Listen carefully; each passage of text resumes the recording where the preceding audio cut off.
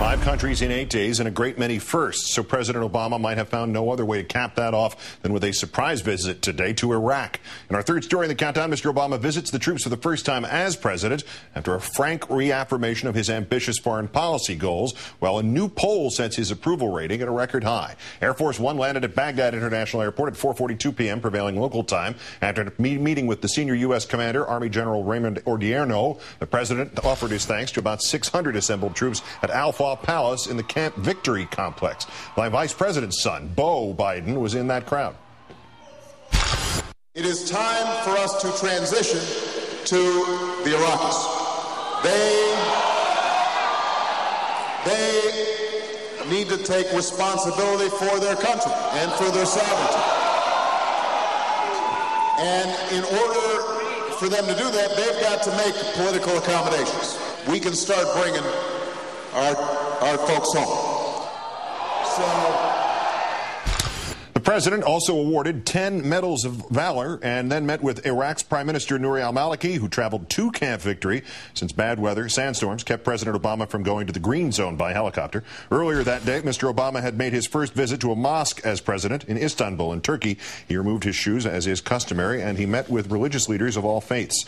The president wrapped up the European part of his trip with a small town hall meeting with college students in Istanbul. He promised to end the question and answer period before the Muslim call to prayer. But he found plenty of time to restate his agenda and was obviously cognizant of some criticism from back home.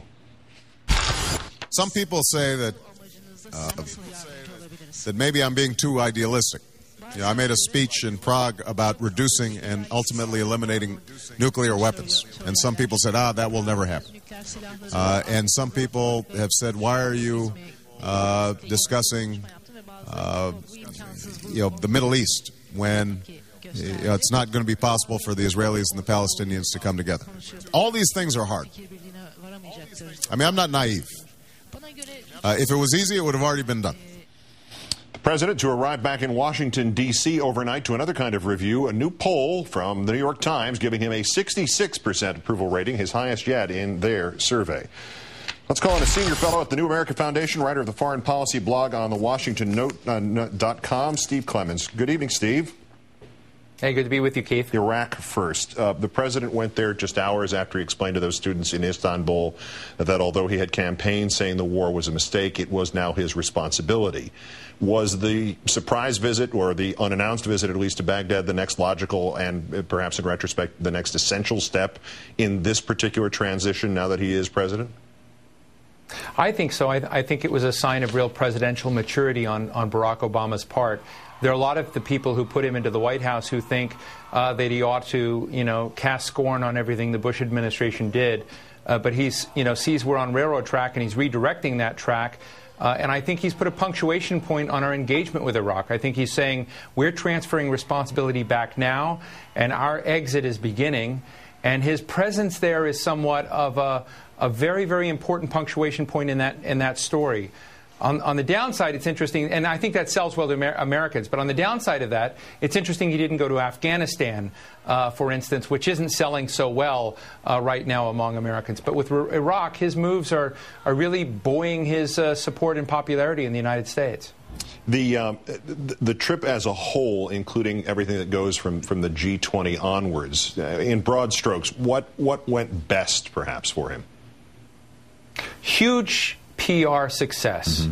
Mm-hmm. Any one of these summits, there were 3. There was the London G20 summit, the Brussels, the EU summit in Prague, and then, of course, the NATO summit. And in that process of going through all of these summits, any one of them could have broken out into all sorts of bickering and problems. And I think that was the good side. He also set up a result out of the IMF, or out of the London G20 summit, that the IMF would be given the resources to deal with the developing world, which is on the brink of real financial disaster and collapse.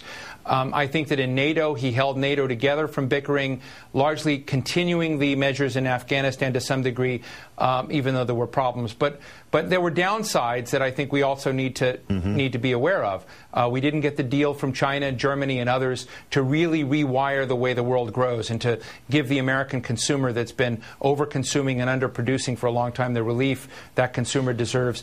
And we didn't get the support in NATO that we thought that we would get in to deal with Afghanistan, both in new resources, financially, in developing, civil society and reconstruction, or in more troops, of course. So there's modestly more support, but nothing that wasn't expected. Steve Clemens with the New America Foundation, author of the foreign policy blog, The Washington Note. Thank you, Steve. Good to be with you.